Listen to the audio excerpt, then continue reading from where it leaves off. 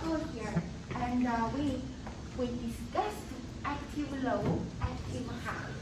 So when we see the bubble, we know it's active low, right? Active low. But we have to pay attention where the bubble is. Is it on the output of the circuit, or is it on the input side? So now we have two situations here. So the first one here is a non-inverting buffer. So output equals input. When the tri-state buffer is on. How to control that is on? We use this output enable, OE over bar, that is an input, active low input. So if we want to switch on this tri-state buffer, that means we want the output to equal input. So it's like a gate, close the gate, then the output enable signal needs to be low. We drive the signal low to switch on this tri-state buffer. The second example, the same tri-state buffer, but it's inverting. So on the output side, we have a bubble. So that output is active low. And we use this signal to drive other things. So the output will be inverted. So the inverting of the input.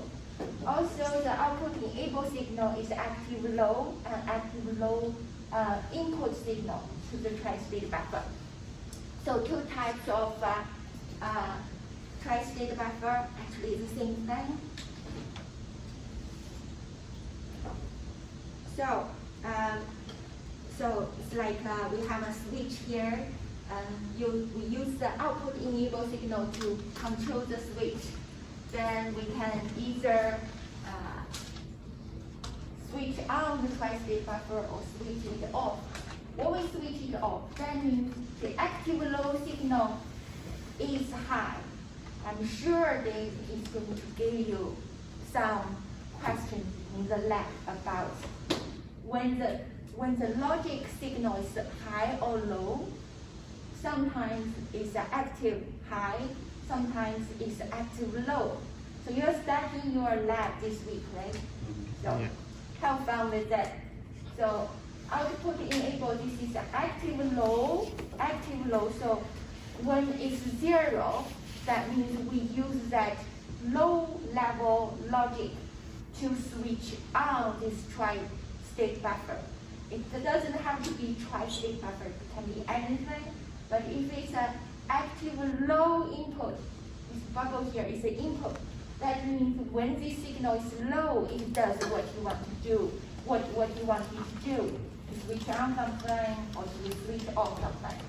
So when this is high, that means it's inactive. So this switch is open. And then the output, so the circuit, whatever is connected to on this side, sees a high impedance. That means a very high resistance connecting to ground. Nothing happens. So the signal gets dissipated into ground. So why do we need this? And it plays such an important role in the circuit. So we use it to connect multiple outputs together, really join the wires together. And we use it to in controlling the operation of buses. So we talk about data bus, address bus. So data bus and address bus, these are shared in our computer system. We have so many devices that we are sharing the same data bus and address bus. That's why tri-state buffer will appear in all systems that you're going to design or you're going to see other people design. So digital source 1 and digital source 2, you can view them as two digital sources. So they are actually sending the signal onto the bus. So we can see this let's say it's a data bus. In the system, we only have one data bus. Sometimes we can get two, but depends on how many controllers you have. So to put it simple, for one system with one controller, we have one bus. So this bus, so the destination, so where the signal need to go, also need to be connected to the same data bus. So everything is sharing the same bus. So how can we control at a given time, which device gets to put a new data on the bus? That is when we use the Tristate Buffer. So we need to control this output enable 1 and output enable 2 to make sure that these two digital sources don't try to put new data on the bus at the same time. So that is something that we try to use the Tristate Buffer to avoid. So in this case, if we want to use digital source 1 to put the data on the data bus, what signal do we give to output enable 1? Could you repeat the question? Sorry? Could you repeat the question one more time? The question is now we want to use digital source 1 to put data on the bus. So what is the value that we need to give these two? Should be low. To do that? 0. 0 and 1? Yeah, 0, 1, sorry. So output enable 1, active low, should be low, right? Active. That means digital source 1 get to put data on the data bus. So the destination will get the data from digital source 1. So on the other hand, if we want to send digital source 2 signal to the destination, this should be high, this should be low. Okay, so this is how we control, how we arbitrate the data in the system. Yes? So the controller, could it be like always high rather than low? What's the difference? Control always be high. Yeah, the one we are using to control the buffer. So we are using the low logic. Yes. Wouldn't we use the high logic? Be easier maybe? Oh, I see you mean, can we use active high signal to control the tri-state? Yes, sometimes we can, but in this case, and in many common cases, for Tristate Buffer, we use this active low. But you can get circuit when you use a high signal to enable the Tristate Buffer. It just can be, it can be that case as well. Okay, so in this case, we have a bubble that's active low. So this is a Tristate Buffer. I will give you the real life examples. You have the laptop or mobile devices, and it can be connected to, so in your system, in your laptop or other devices, you have different types of memory devices. So let's say you want to plug a USB memory stick to your computer. You can have many of them connected to your computer.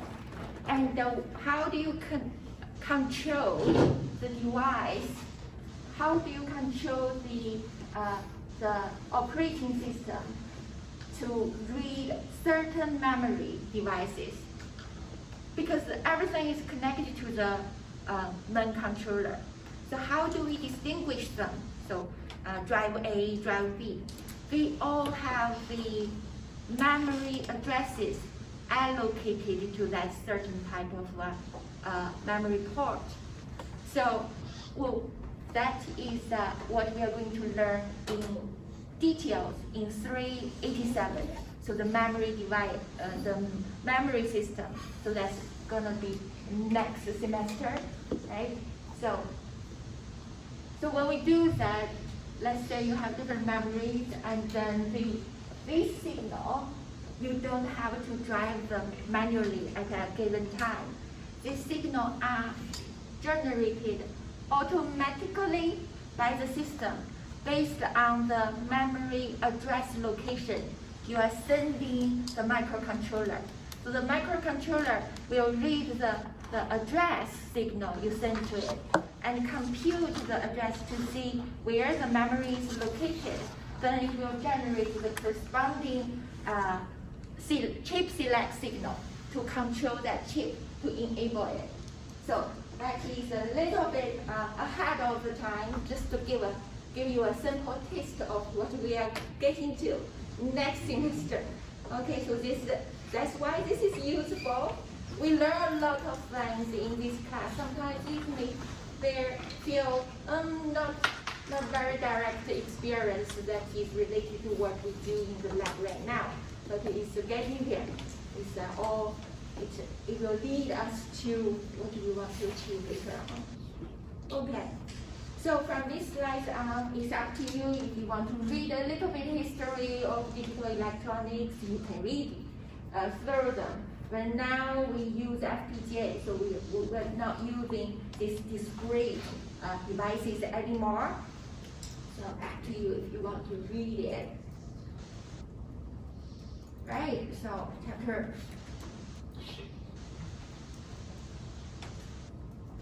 Now we get to start our fun chapter. So we get to play some games with this. I don't know what type of computer games you're playing now. It must be fairly complex, right? So the action computer games or the kung fu computer games, I don't know. So you pick your favorite one. But this one is our game in this class. It will be a little bit more mentally challenging. Our game is related to the design. Later on, when you get to be creative, you have to know the fundamental rules to be creative as a designer. So this is the fundamental logic rules that we are going to obey. So Boolean algebra and combinational logic. This is what we are going to. This is the big part of our semester. The fun part as well. Logic gate network. 2 or more logic gates connected together. We learned various logic gates already. Described by truth table, logic diagram, or Boolean expression. These 3 ways of representing our digital logic circuit. Now, logic gate network. This is the simplest network. We can see 2 gates network. And it can easily build up very quickly because now we have millions, hundreds of millions gates on that small FPGA chip you're going to see in the lab. So that FPGA chip has thousands of hundreds of millions of gates, like this simple one. So for this network, we have an AND gate. The output is A and B, and this is the OR gate. So the output of A and B or C will become our output. So total output. This is the simplest network. And this is how we represent this network using gate. We call it circuit. And the Boolean expression for the same logic circuit, similar to finding the expression for single gate. So we can, so the input may be compound expressions that represent output from the previous gate. Like the A and B output, we use it as the input to the next level, OR gate. Boolean expression for the logic gate network. Another example here, we have now 3 gates, the logic gate network. So this output, the first gate output A and B. Second gate output, this is NAND gate. We have C and D. So C and D are the 2 other inputs. Overlap because we have a bubble here. So this is how we write down the Boolean expression from reading a digital circuit. Okay, so we have to do it we have to learn to do it the other way around as well. So different ways of representing a circuit, but it can benefit us in different ways as well. So it depends on how we, so what we need, the information. we need to be able to flexibly convert them from circuit to Boolean expression and vice versa. So for this example, we have A and B, the output here, C and D, not. Then put them together into this third OR gate. This is our Boolean expression. Okay? So this is how to convert, how to write down the Boolean expression from looking at the circuit. We have to be able to do it the other way around. So give you a Boolean expression, you have to be able to draw this circuit from it.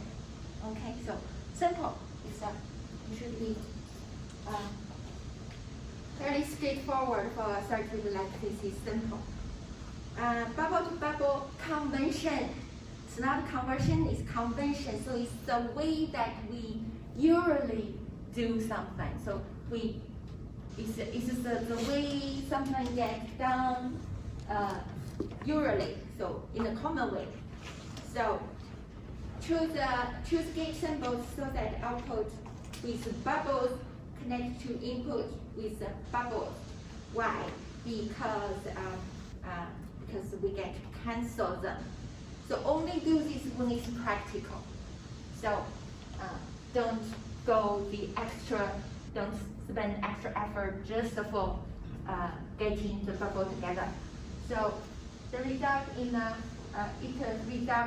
clearer location and a clearer idea of the circuit function. What do we mean by that? So the bubble conversion here. In this case, we can have the De Morgan's equivalent. Do we remember De Morgan's clearly? Okay, so we get to review that. So when we see what does De Morgan theory do? So there are two equations, right? So that helps us to convert the bubble from the input to the output with a different logic gate. So let's try to write this down.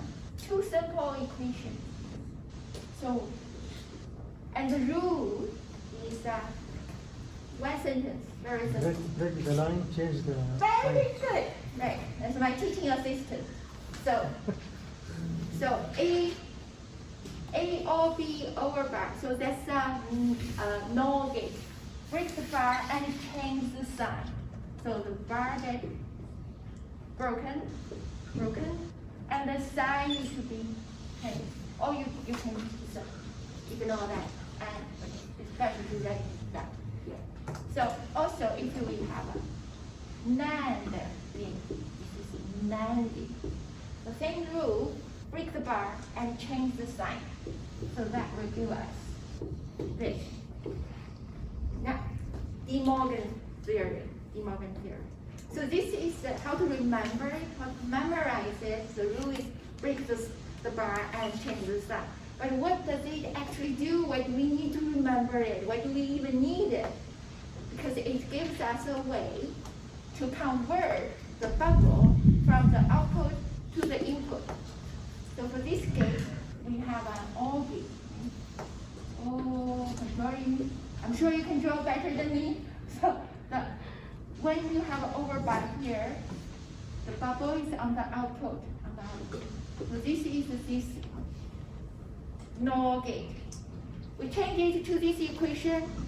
Although they are equivalent, but this is if we want to represent it using circuit, we know that these two over bar separated, they are the AND gate and the two bubble on the input. So we convert the bubble from the output of the circuit to the bubble on the input side. Why is this useful? Because we have active high or active low. So in this case, we have active low output. In this case, we have active low input. So it's different logic can be converted flexibly. But in real life, we do need to distinguish this. So sometimes we can't really decide the control. So you get to write the code, the HDL code, build the logic circuit to control external peripheral devices. So like a memory, like an analog to digital converter, like a sensor, like anything, control them. You are not the designer for those devices. You have to obey the rules that's been set for that particular external device. So if it requires an active low control signal, your logic design needs an active low control signal. So you have to convert it to active low signal to control external devices. We don't get to design everything. We don't have that flexibility. So we have to read the datasheet of any device we choose. Then we design the control logic to control that device. I'm going to walk you the path all the way to your final year project. We have a lot of time to spend together. So this is the first time really we see each other in this semester. And then next is 387. You will all have your project to start with. Then after that is your final year project. I get to see that brilliant final year project as well. So we have a long way to go. So let's say this is a bubble-to-bubble convention, and so why do we want to try to find two bubbles connected together? If you have a good imagination, try to think of this as an animation, like two bubbles connected together with on the same wire, get just cancel. A lot of star and then cancel. If I have a animation there, just a lot of sparks, and this is two bubbles collide together, then cancel. So this is how we simplify circuit. Why do we cancel it? Because the two inverted, zero inverted become one, one inverted again becomes zero. So the same thing with one inverted become zero, and then inverted again become one again. That's how we get to cancel two bubbles connected together. So bubble and bubble conversion. So let's see how many of these bubbles can we cancel to make this circuit simplified. These two get cancelled, right? And this one is only one bubble, we can't cancel it. These two connected together, cancel. So that means we can just delete both of them. Similarly, these two get cancelled. So this circuit gets simplified with the cancelling of so many bubbles. Okay, so order of precedence. This is simple unless otherwise specified in Boolean expression, and function are performed first, followed by or. So in the same way, I would say this is another convention we are all familiar with.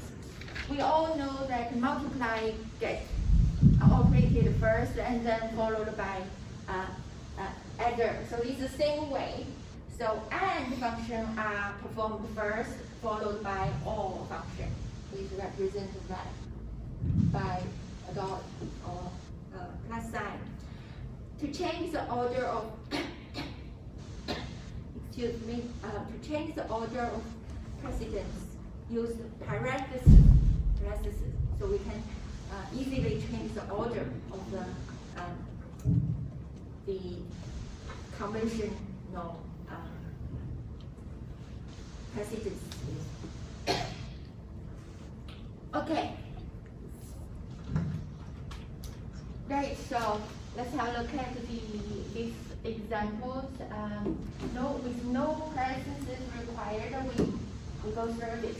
So this is A naught, A over back, and C, right down here. So this is the output of the discrete.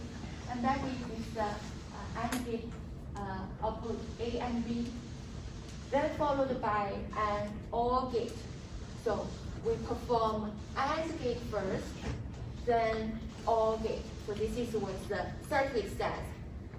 It's also represented by this Boolean expression. So perform AND first, then OR. So we have an inverter. Inverter is always perform first. So it's right on top of the input of this AND gate. Okay, so here we've got OR first, then AND. When we write it down as Boolean expression, we know that AND gate normally get formed first, so we use the parentheses to indicate that this one's got higher precedence order. So this is very straightforward. Simplification by double inversion. This is what we just saw with the two bubbles connected together. So when two bubbles touch, they cancel out. So in Boolean expression, this is represented by double bars. So double bars of the same length. Okay, so logic diagrams from Boolean expression. Now we need to convert the Boolean expression into the logic diagram, the circuit. A bar over a group of variables is the same as having those variables in parentheses. So basically, to group everything together under the bar. Let's have a look at this. Logic diagram from Boolean expression. We have definition for this item A and C, B and D, A and B. So in this diagram, we have the input goes through each two of these four input goes through one AND gate and generate the output here. So together we have an OR gate to all them together. So we have definition for this each item here. The components, they are the product components. And to all them together, we call it the sum. So this is the basic circuit for the FPGA.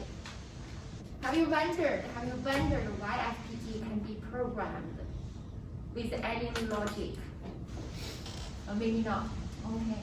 So because it's got these internal components, we can choose which one as the input and which one as the output, and then configure the programmable logic to perform a logic of our design. So we don't have to go for each different gates we just learned. So AND gate, OR gate, and put many gates together to build our circuit. That's from scratch. We don't need to do that anymore. We have the field programmable gates array. So this is the name for FPGA. Field programmable gates array. So field programmable, it explains itself. Field programmable means we can program it in the field. So while it's working, we can program it. We don't have, so another thing to compare with it is ASIC. It's all the devices already in your laptop, already in your pad, already in your phone. Those ones are ASIC. So application specific integrated circuit. So we use FPGA to design our circuit, and then when the design is done, it's flawless, it's beautifully done without any error. Then we move the design onto an ASIC and build a huge quantity of it. That saves money. The FPGA itself, the chip itself, is a lot more expensive than an individual ASIC device because it is programmable. It allows mistakes. We can reprogram it many times and find all the possible mistakes and design mistakes and correct it. Then once we are happy with it, we convert the design into ASIC and build millions of ASIC. Then it will be put into your phone, your laptop, so it will reduce the cost of those devices. We don't particularly find FPGA device in those large quantity products because individual FPGA is a lot more expensive compared to ASIC. And it's expensive for a reason because it can be reprogrammed. So we have to weigh the pros and the cons of these two different types of devices we have. So that's the field programmable. Gates array means it has many gates. So array of gates. This is array. So it's organized, arranged in arrays. That's why we call it field programmable gates array. So FPGA. Internally, it's got a lot of gates arranged in arrays. Okay, so we get to know FPGA better. So this is something that we need to program. So truth table from logic diagram or Boolean expression with two methods to do this. We combine individual truth table from each gate into a final output truth table. Second method is to develop a Boolean expression and use it refueling the truth table. Second method is better for complex logic. So imagine you have a very complex digital logic.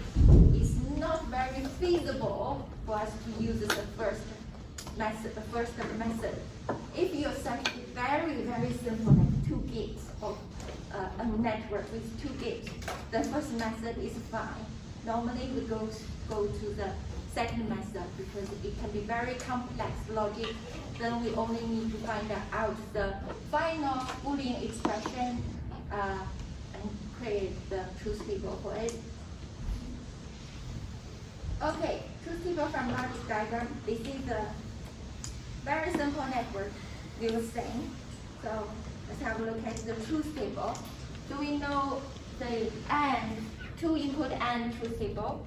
So that is 2 inputs and A and B. Because we have 3 inputs, how many combinations of these 3 inputs do we have? Yes, 8. And that equation is 2 to the power of n. N is number of input. 2 to the power of 3 is 8.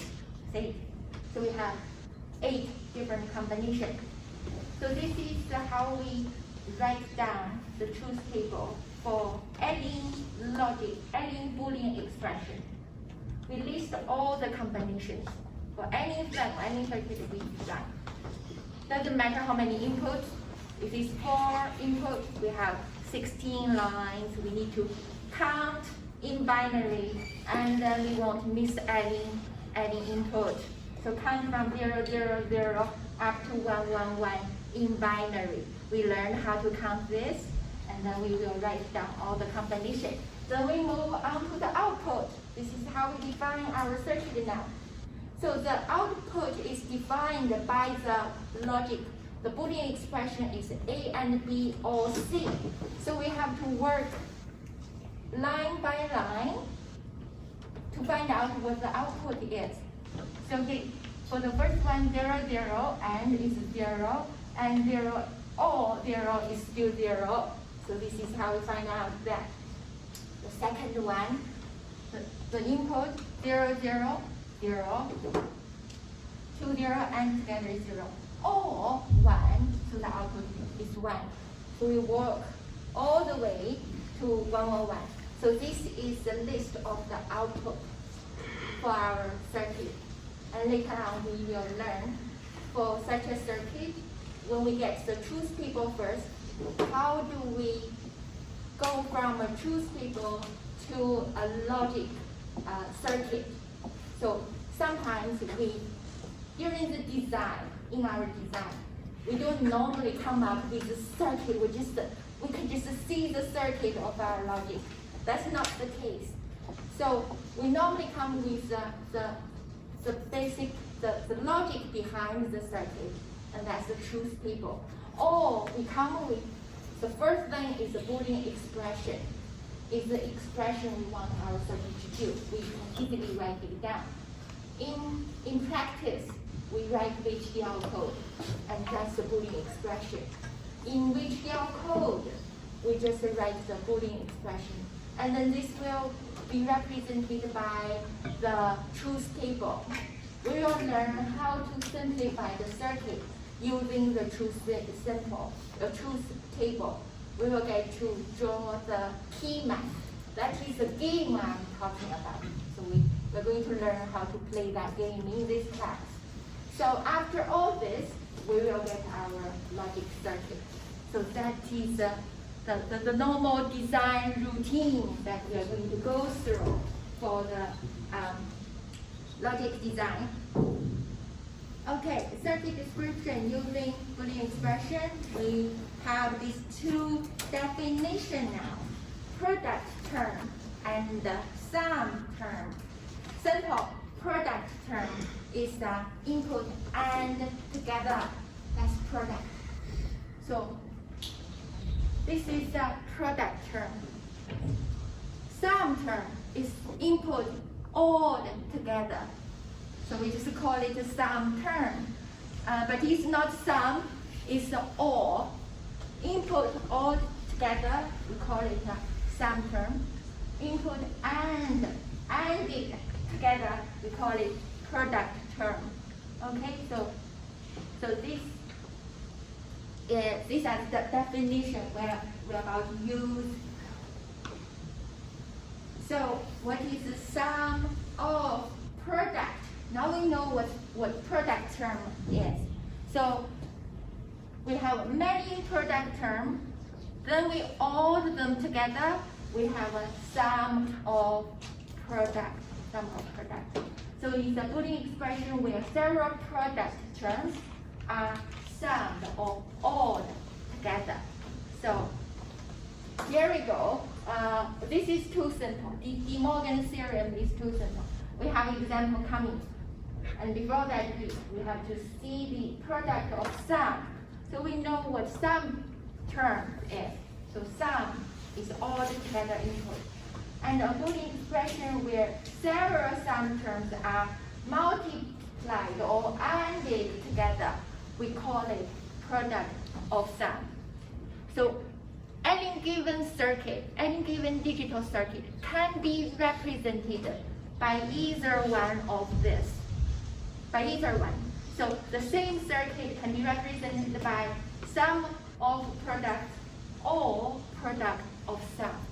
So we can use either one to represent it. And here is tip. The sum of product is always the easier one to represent your circuit, not the other way around. Product of sum is not.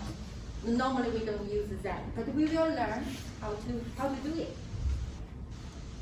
So here we got the examples of a sum of product.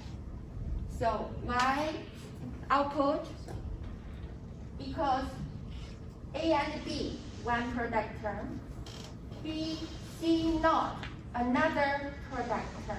So you see the product term include input.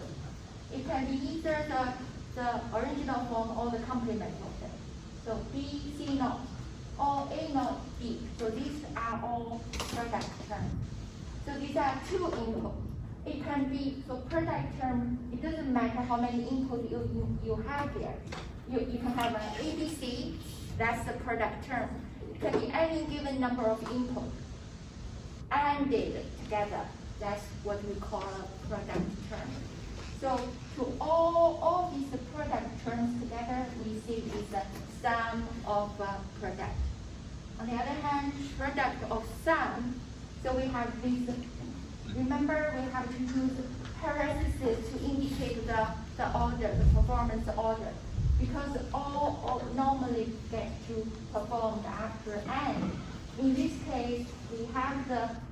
product of sum. That's why we have the parenthesis to indicate we perform this OR gate first. So A naught OR B, this is the sum term. And another one B or C naught, another sum term. Then A or C, another sum term. All these sum terms added together, we call it a product of sum. Okay, so product of sum of product is so the name already indicate how to write down the expression. The sum is plus sign, product is dot. Okay, you won't get it wrong. So SOP and POS, sum of product and POS, product of sum. These two formats are used to present a summary of the circuit operation. So both of them can be used to represent the circuit. And it's not the simplified version of the circuit. So you may, when we move on, you may question why do we need to do this? And it's all boiled down to how to have a general format of representing the circuit. And it's boiled down to the FPGA device or programmable device itself. So I talked about ASIC device. With the ASIC device, I don't know if you learn about this. With ASIC designer, they just draw the circuit. If it's a simple gate, it's a simple gate. If a simple resistor, they just draw it on the ASIC device. It's the simplified version of the circuit. You normally don't need to simplify that anymore because it has to be very, I would say, reduced down to the level that is going to save power, save footprint, save everything. For FPGA, we have the advantage of programming it. It can be programmed in this logic, into this logic. It can also be programmed into the other logic. So that flexibility needs to be implemented, or the device has to offer that flexibility in a general form instead of specified or form like ASIC. So this general form is sum of product or product of sum. And we had a name for it, it's called the bus form. So, and this is the why behind it. So I try to offer you the what, the why, and the how. So this is what we do in engineering. Before you start anything, get to understand why you're doing it, the task. And so what we need to do is that's following it. So get the why and the what, and then the rest is all about the how. So we get to know the how in this class. Okay, so bus form, the schematic convention in which each variable is available in two or complement form at any point along a conductor. And this is the bus form. This is the internal of an FPGA, and we get to program. So what we are programming for the FPGA is we either switch on or off all these connections, this dot connection. So by switching that, we get to select which input get to go through which gate, which logic gate. And that's behind the programming of an FPGA device or any other configurable devices. Okay, so for this bus form, we have three AND gates. Okay, 3 product terms. AND gate is a product term. AND gate indicates there is a product term. Finally, we have an OR gate. That means we have a sum of product. Sum of product. This is the bus form of sum of product. So if the FPGA internally is arranged like this, we say, okay, this is a bus form. We control all this connection. So for this one, we have A naught, B naught, C naught, and together. So these three are connected. So for the input ABC, they have truth form coming in, like vertical lines, and they are also getting the inverted version, which is the complement of A and B and C. So we have all the combinations, possible combinations.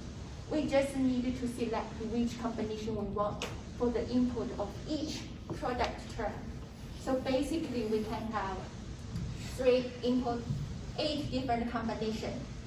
So 8 different combinations get to the output. So 8 can form any logic we want with 3 input.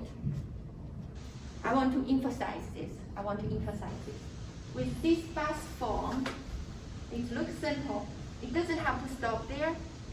The full bus form will give us 8 different AND gates there.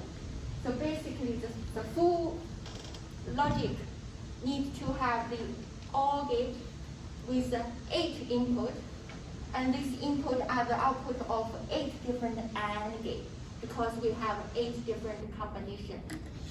But in real design, we don't need all 8 input. For this, in this case, we only have these 3 these 3 products and sum them together. For full FPGA internally, we have 8 AND gates there for us to program, so we can get any possible logic we want in the design. Okay, so deriving a sum of product expression from a truth table. Now this is the rule we need to learn for playing the game later. So we have to know the rules before playing the game. So you have to know how to, what are the rules for your computer game before we play them, right? So let's have a look. Each line of the truth table with the 1 as logic high output represents a product term. Each product term is summed together. So that is to derive the sum of product expression from a truth table. So remember, for sum of product, we use the output 1. We use the output of 1. We choose those lines to write down the sum of product expression. Remember this. We have to memorize some rules. Okay. So later on, for the other form, product of sum, we will use 0 instead of 1. So we have 8 lines. Now we choose those ones are, the output of those ones are 1. Write down the sum of product. If we are writing down product of sum, we will be choosing 0 output. Okay, so we will have another slide for that. Min term, max term. We learn product term, sum term. Now we have two new definitions. Min term, this is this different Boolean product term that contains each variable once in true or complemented form. Okay, so this is the product term. We know what product term is. For 3 input logic, the product term can be A and B and C, or A and B, or B and C not. It can be either 2 input or 3 input. But for the min term, it has to include all input with either true or complement form. So it has, for a 3 input logic, you have to have A, B, C. They all have to be there. Remember the bus form? They all have to be selected either as true form or as complement form. Either A or A over bar. Okay, they have to appear there. So they have to make their presence in the mean term. The mean term is a product term, but it's a special product term. Similarly, max term. Max term is a special sum term. It has to have all the input either in its truth or the complement form. Right? Let's have a look at an example. So before that, we see here is a big picture. I already talked about the step-by-step design routine. The significant goal of this class is synthesis. So how do we get from specification to hardware?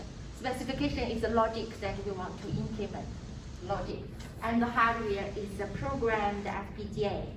So we go from truth table to mean terms, to Boolean expression, and then to synthesis. Synthesis is something that is tool, the Vivaldo tool is doing for us now. But we will learn how it does it. So we don't want to just leave it behind the scene. We will know how this synthesis is done. So that is the key map. So how to simplify everything and build the circuit from the Boolean expression into gate. So synthesis is to convert the Boolean expression written in HDL into the bus form circuit, and then that will be mapped onto the gate of that FPGA. So this is the whole process. Okay, so What's TT? truth table. Yeah. So okay, so digital circuit with the unknown function. Okay, so we don't know what it's doing, but we know the truth table. So the truth table is telling us what the function is. So we have to figure it out. So we find the mean term and the sum of product. So mean term is always related to sum of product. On the other hand, the max term is related to product of sum. Okay, so we will do it in two different ways. Yeah, this is like, so I know you might be asking, why do we need to do the math? Why do we need math when we have calculator? So because we want to learn the fundamental, the basic, then you can get creative, build something better. So that's the reason behind all of this. Okay, so we have the synthesis tool, we have Xilinx. You can write not so good HDL code and still get some circuit generated, but that doesn't have to be the best logic. So we want to know how the tools do this behind the thing. And then maybe some of you one day will get to build better tool. Yeah, better tool to convert a design from a Boolean expression into hardware. Or even better, you can build better hardware. Then you have to really understand what is behind the thing and what is implemented on the hardware. So we all get to know, to learn how this is done. Okay, so the sum of product implementation of this bus form. So we have input. So how do we convert this? Let's have a look at the truth table. First example, we want to build the sum of product. Remember we talked about if we want to build sum of product, we count the output 1. We find all the output that equals 1, right? And build the sum of product. If we want to do the product of sum, we're not using the output equals 1. We use output equals 0 instead to build the product of sum. Be careful about this. You will be doing this in assignment. So So let's count. Let's count how many ones we have. So 1, 2, 3. That means we need 3 product terms. So 3 product terms. That's what we need to build the sum of product. So for each one, we have to write down the mean term. So what is the mean term for this one? So this is A naught and B naught and C naught. So that's the mean term for this one. What about this one? So this one, the mean term, remember mean term is a product term that includes all inputs, either in the truth form or the complement form. So for this one, complement form, A naught and B, truth form, and C, truth form. So this is the mean term for this one. Okay, so A naught, B, C, another mean term. The third mean term is this one. So truth form A, B naught, C naught. This is the third mean term. So mean term all together, we call it sum of product. And that's what we have here. Okay. First mean term 0, 0, 0, A naught, B naught, C naught. So first mean term, that's 1. The first line is 1, right? Second mean term, third mean term. So we have 3 ones. All of them together, we have a sum of product. Sum of product, that sum is this OR gate. OR gate is the sum. So this is our sum of product implementation. So on FPGA, the bus form, we get to connect all those black dots. You program it to switch on this. So FPGA, the mapping internally, they are all just the switches like this. So these are all the internal switches of FPGA. When we program it, we just switch this switch on or off to get to route the signal through a certain path. That's all about the FPGA programming. So, and the good thing about it is you can redo it again and again. So the other way now, product of sum. Okay, so to make sure that we have time. Yeah. Nice. Okay, so quickly, product of sum expression from a truth table. Now we go through it and find the output is 0. So each line of the truth table with a 0 output represents a sum term, and the sum term are multiplied and together. So let's have a look at the same example. So, this is not, sorry, the same example as the previous one.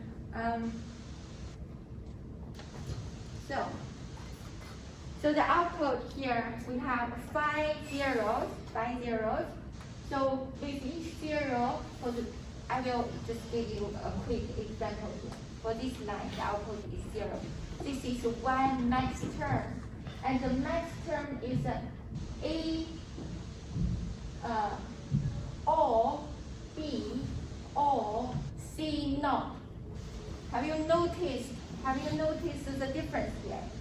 We are selecting the 0, but the sum term, the max term, when we write this down, this 0, we are using A or B or C naught. So pay attention to that, and then we will move on to the next example. You will see them all. The 4 input ones. Let's have a look. So for mean term, we all know that 0, 0, 0, 0, A naught, B naught, C naught, D naught. For max term here, you see 0 is not A naught. Pay attention here. This is very easy for you to make a mistake. Every year, so let's see if we are the smartest group. Let's see have a look at this first max term. So for mean term, we just represent 0 using an A naught. If it's 1, we will represent it with the truth form. That's simple. That's very straightforward. And the output we use 1. On the other hand, for the product of sum, we kind of revert everything, input and output. So output we are counting the 0, right? Counting the 0. And here the input is 0, 0, 1, 0, but we are not writing down A naught. Instead, we are writing down A is the truth form. Or when B is 0, we write down B, the truth form. When C is 1, we write down C naught because we are counting the 0. So it's everything so the input and output get inverted. This is related to, somehow this is related to the bubble. We add 2 bubbles. Invert input and then invert output. So we get invert output, we get through invert input as well. So 2 bubbles.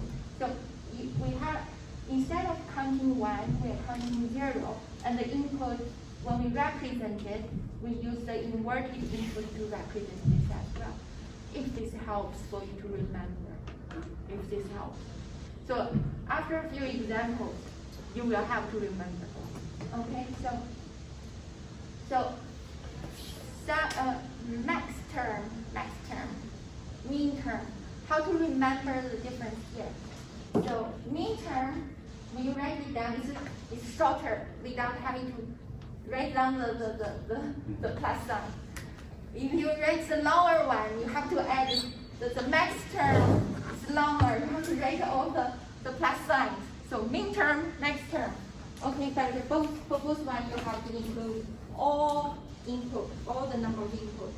So this is 4 input. Right, so I will leave this to Friday. We have 24 theorems to go through.